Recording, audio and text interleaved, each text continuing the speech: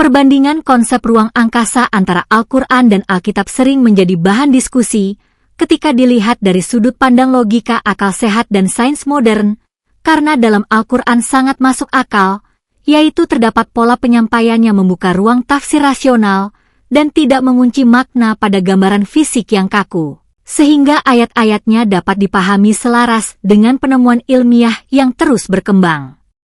Salah satu contohnya terdapat dalam surah Adz-Dzariyat 51 ayat 47, bahwa alam semesta tidak statis melainkan terus mengalami perluasan. Dan hal ini menarik karena dalam kosmologi modern, para ilmuwan sejak pengamatan, Edwin Hubble menemukan bahwa galaksi-galaksi menjauh satu sama lain, yang menjadi dasar teori alam semesta mengembang, yang kemudian diperkuat oleh model Big Bang. Berbeda dengan beberapa deskripsi dalam Alkitab Kristen, misalnya dalam kitab Kejadian 7 ayat 11, yang menyebutkan bahwa pada peristiwa banjir besar, terbukalah tingkap-tingkap langit atau jendela langit, yang jika dipahami secara literal menimbulkan persoalan logika karena konsep jendela, yang mengimplikasikan bahwa langit adalah struktur fisik padat seperti atap, yang memiliki lubang atau pintu tempat air keluar, padahal dalam pemahaman sains modern, langit bukanlah benda padat melainkan lapisan atmosfer, sehingga tidak ada mekanisme fisik yang memungkinkan adanya pintu atau jendela kosmik.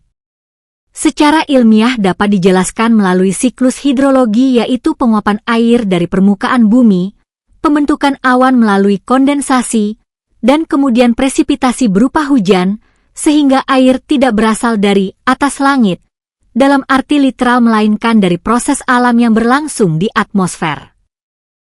Jadi Al-Quran sangat logis dibandingkan dengan Alkitab Kristen yang tidak masuk akal. Agar pemirsa mendapatkan pemahaman yang benar, mari kita dengar pendapat Notebook LM.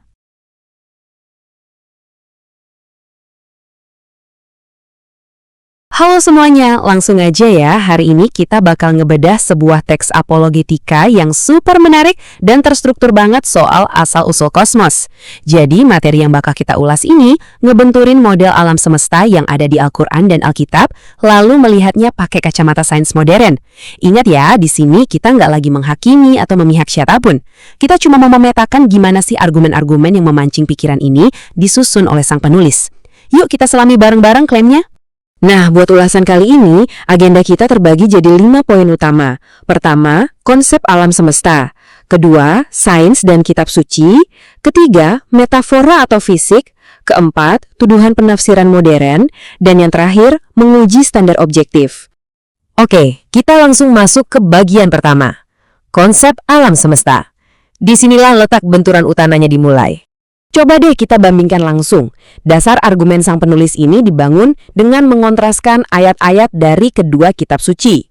Di satu sisi, penulis menyoroti teks Al-Quran, spesifiknya surah Az-Zariyat ayat 47, yang dinilai secara akurat menggambarkan kosmos yang terus mengembang. Nah, ini kemudian dibenturkan dengan kitab Kejadian dan Yesaya di Alkitab. Di situ ada frasa-frasa seperti jendela-jendela langit dan langit yang digulung.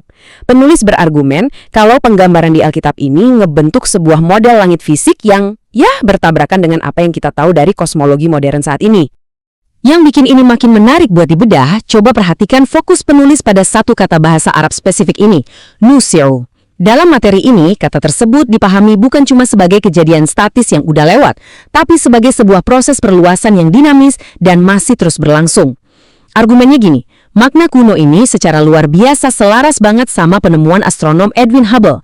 Ya kan? Penemuan bahwa galaksi-galaksi bergerak saling menjauh, yang mana itu jadi fondasi utama buat teori alam semesta yang mengembang saat ini. Lanjut ke bagian kedua, sains dan kitab suci. Kita bakal lihat gimana materi ini merespon standar ilmiah. Ada satu premis krusial yang diajukan di sini. Jika wahyu berbicara tentang alam, ia pasti bersentuhan dengan realitas. Maksudnya gini, teks sumber ini sepakat kok kalau kitab suci itu tujuannya memang bukan buat jadi buku teks sains murni. Tapi logikanya, kalau sebuah teks suci bikin klaim tentang dunia fisik, kayak ngebahas soal langit atau ruang angkasa, klaim itu minimal nggak boleh dong bertentangan sama realitas nyata yang udah terbukti. Nggak ilmiah itu boleh, tapi nggak boleh salah secara faktual. Nah, buat ngebedainnya, Penulis ngajak kita lihat dua jenis bahasa dalam teks kuno. Pertama, bahasa fenomenologis. Ini tuh cara ngejelasin sesuatu berdasarkan apa yang dilihat mata manusia aja, kayak frasa matahari terbit di surah Al-Baqarah. Ini wajar banget dan bisa diterima, karena murni soal perspektif. Tapi beda cerita sama yang kedua, klaim struktur fisik. Contohnya, narasi soal matahari yang berhenti bergerak di kitab Yosua. Penulis menyoroti kalau ini bukan sekedar kiasan visual yang puitis, tapi sebuah pernyataan fisik yang, kalau diuji secara ilmiah, itu sangat bermasalah dan gak logis. Masuk ke bagian ketiga, metafora atau bukti fisik, ini soal gimana kita baca bahasa simbolik. Pasti ada yang nanya kan, gimana kalau frasa kayak jendela langit itu cuma kiasan puitis aja? Nah, sang penulis mengajak kita buat nguji konsistensi teksnya.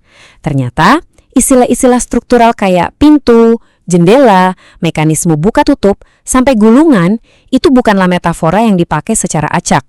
Menurut materi ini, penggunaan istilah-istilah tersebut ngebentuk pola yang konsisten, yang justru ngebuktiin kalau teks aslinya memang benar-benar menganggap langit itu sebagai struktur fisik yang padat.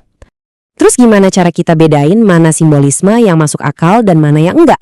Penulis ngasih contoh nih, ambil frasa gunung meleleh. Simbol kehancuran kayak gini, biarpun ekstrim banget, masih terbilang rasional dan mungkin terjadi dalam kerangka fisika kita. Tapi coba bandingkan sama perumpamaan langit digulung seperti kertas. Menurut argumen ini, perumpamaan tersebut pada dasarnya udah cacat secara logika karena bertumpu pada asumsi dasar yang keliru, yaitu ngebayangin langit sebagai objek tipis dan berwujud padat. Tentu aja, kritikus bakal nanya, bukankah tafsir ekspansi ini baru muncul setelah ada sains modern? Yuk, kita bedah di bagian keempat, tuduhan penafsiran modern. Tuduhan kalau ini cuma cocok-cocokan aja ditepis oleh sang penulis dengan memisahkan makna kata asli dari pemahaman manusia yang emang terus berkembang. Coba deh bayangkan lini masa ini. Di abad ke-7, kata nusiuntu udah dipakai di teks aslinya. Terus kita maju ke tahun 1920-an, Edwin Hubble bikin penemuannya. Lalu model Big Bang menyusul di pertengahan abad ke-20. Nah, diklaim bahwa teks kuno itu nggak diubah secara artifisial, tapi dari awal udah punya kapasitas bahasa secara organik buat menampung penemuan sains modern tanpa perlu direkayasa ulang. Keren kan? Lalu gimana dengan ayat-ayat di Alkitab yang bilang kalau langit itu dibentangkan? Materi ini secara spesifik berpendapat kalau frasa dibentangkan itu lebih mengisyaratkan kejadian satu waktu yang statis dan udah kelar di masa lalu, ya kayak kita ngebentangin selembar taplak meja gitu. Sebaliknya, ditekankan lagi kalau kata dalam Al-Quran secara tata bahasa menyiratkan proses berkelanjutan yang sangat dinamis, yang persis banget sejalan sama alam semesta kita yang masih terus berekspansi sampai detik ini.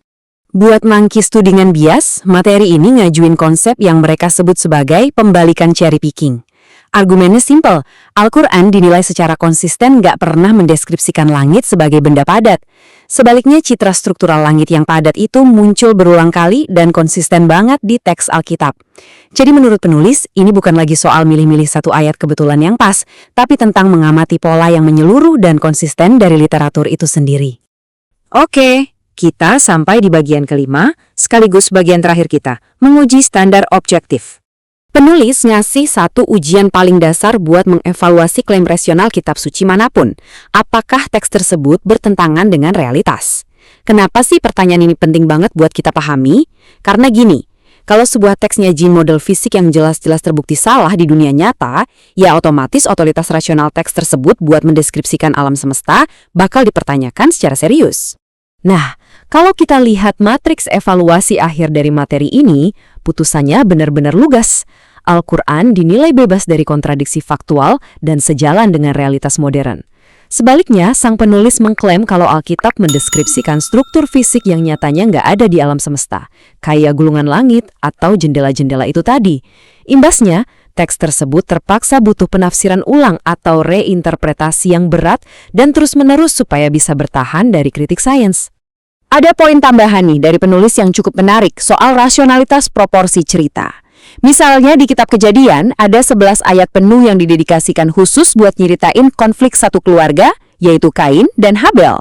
Tapi di sisi lain, penulis nyatat kalau ada 0 ayat eksplisit dari Tuhan yang mendefinisikan doktrin raksasa semacam dosa asal.